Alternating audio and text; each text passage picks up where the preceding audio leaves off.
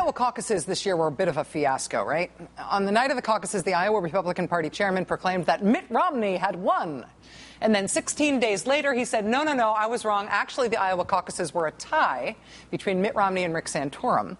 And then he said hours later that no, it wasn't that Mitt Romney won, and it wasn't that it was a tie. It was actually that Rick Santorum won.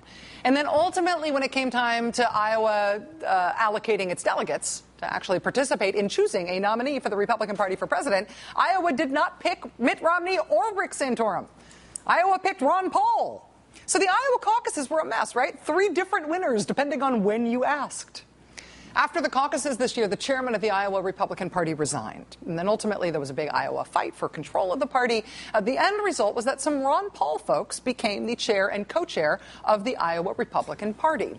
And while that may not mean all that much for Iowa right this second, what does that mean for the next presidential election? When in the all-important first contest in the presidential race, the Republican Party in that state is controlled by what is effectively an insurgency, the Ron Paul movement. And if the Iowa Republican Party is still controlled by the Ron Paul folks come 2016, is the rest of the Republican Party going to allow Iowa to still go first? Because Iowa has defended their right to be first in the nation as if going first were all 10 of their 10 commandments, right? Iowa is first with the caucuses, New Hampshire's first with the primaries, and no matter how screwed up those states might sometimes be, no matter how dysmorphic their effect can be as kind of strange states on the rest of the presidential election process, they have done everything in their power to stay first. Everybody wants to be fought over in a presidential election. Everybody wants some way to monopolize the candidates and the nation's attention. So we're Iowa. We're first in the caucuses. You have to spend tons of time here. You have to go to all 99 counties. We're New Hampshire. We're the first primary. You have to spend tons of time here. Mitt Romney, you got to move here. You too, John Huntsman. All of the candidates, you all have to move here and live in New Hampshire. We want all your attention. Every state wants to do anything they can for presidential candidates' attention. They all want to be a battleground. They all want to be fought over. Or at least they all used to want to be fought over. Something weird has been happening since this past election. And it was percolating in some of these places before, but it seems like now that the election is over, it's really starting to happen, and I think you should know about it. In Wisconsin and Michigan and Ohio and Pennsylvania and Virginia and Florida, there is now noise that these states, which were all pretty hard fought over in the presidential election, these were all battleground states, these states are all fighting to make themselves less important in the next election, to make themselves no longer presidential battlegrounds. All of these states were battleground states this year. All of them voted Democratic for president in the end, and all of them are controlled at the state level by the Republican Party. So they're red states that voted blue. In all of those states with that combination of factors, you are seeing underground moves to stop those states from being battlegrounds, at least to stop them from being battlegrounds in a way that might enable a Democratic candidate to win their electoral votes and thereby win the presidency. We've been watching hints of this in dribs and drabs in all of these states over time, but now it sort of seems like it's falling into place.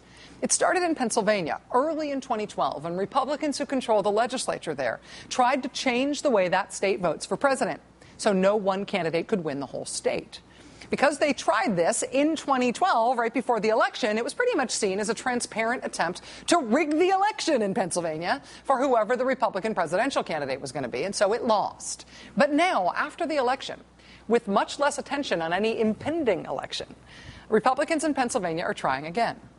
Also in Wisconsin, Republicans tried to advance this idea in 2007 before the 2008 election. It lost in Wisconsin for the same reasons that it lost in Pennsylvania, in that it seemed like a transparent attempt to rig that state for the Republican presidential nominee. But then after Wisconsin went for Obama in 2008 and went for Obama again in 2012, now that Republican proposal has been brought back. And this time, the member of the state legislature who unsuccessfully pushed for it the last time, well, now he's Speaker of the Assembly. The Assembly is controlled by Republicans, the Senate's controlled by Republicans, and the governorship is held by a Republican. And the state's Republican governor, Scott Walker, now says he is intrigued by this idea of changing the rules. Since the election, we've also seen Republican legislators in Republican-controlled legislatures float the idea of changing the state's vote for president rules. In Ohio, you can see that the date on this one was November 8th, right after the election. In Virginia, you can see the date on this one, December 9th, 1 month later. In Michigan, you can see the date on this one, December 18th. This is a phenomenon This is a phenomenon right now which is scarcely getting covered by the Beltway at all. But this is a phenomenon right now in Republican-controlled states that voted blue for president.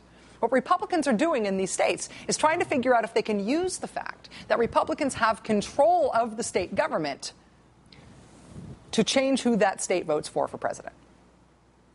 If Republican legislatures take apart the electoral college system that exists in their states now, then Wisconsin this past election would have cast its 200,000 more votes for Obama than Romney.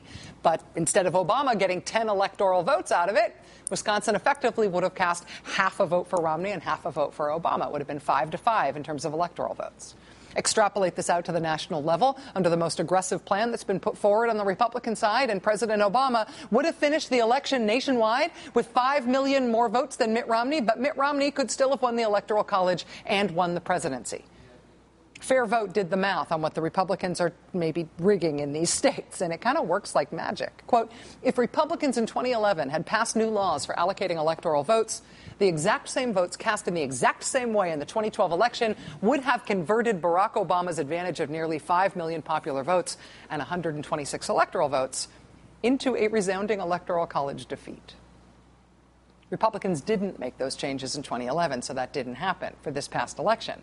But they are very quietly thinking about making those changes right now. And if they do change those rules in these states now, and with Republican control and nobody really paying attention, why wouldn't they make these changes? Effectively, what they would be doing is using the exact same gerrymandering that let Republicans keep the House this year, even though more people voted for Democrats for Congress than voted for Republicans. It would let them use the exact same maps that rigged the House for the Republicans this year as their means of also rigging the next race for the presidency. The next race for the presidency. And the next race for the presidency, and the races after that, too. It would be rigged from here on out until Democrats could figure out a way to unrig it by changing the rules back in the states, because they'd have to take back all those states, I guess, despite the gerrymandered thing being stacked against them. In Republican-controlled states right now, in this legislative session, they could do it. And there have been signs that they are thinking of doing it. There have been signs. And now this week there is one really, really big sign. The chairman of the National Republican Party now endorsing this strategy of red states making a change in the way they deal with the electoral vote. When National Journal first reported on Republicans may be doing this, and National Journal is just about the only place reporting on this, the thing that was most interesting about what they found was that it was not just happening independently, spontaneously in individual Republican-controlled states. They reported that it was being coordinated in Washington quietly by senior-level Republicans. The former chair of the Michigan Republican Party, Saul Anuzis, was said to have briefed the RNC chairman and the RNC's chief of staff on how they were trying to make this change in the states. Well, now the RNC chairman has come out and said that he supports it happening in his home state. And, of course, the states are going to have to make this decision on their own. The vehicle by which the Republicans say they engineered the congressional maps that let them keep the House this year, even though the country voted against them for House seats, that vehicle is something called Red Map. Well, a couple of weeks ago, Republicans released a triumphant self-assessment of how they rigged the rules to keep control of the House this year, even though the country voted for Democrats instead. We posted that document on our blog today at maddowblog.com if you want to look at it, but it is blunt and unembarrassed. They are bragging about how Democratic candidates for the U.S. House won more than 1 million more votes than their Republican opponents, but the Speaker of the House is a Republican and presides over a Republican majority during the 113th Congress. How did they do it?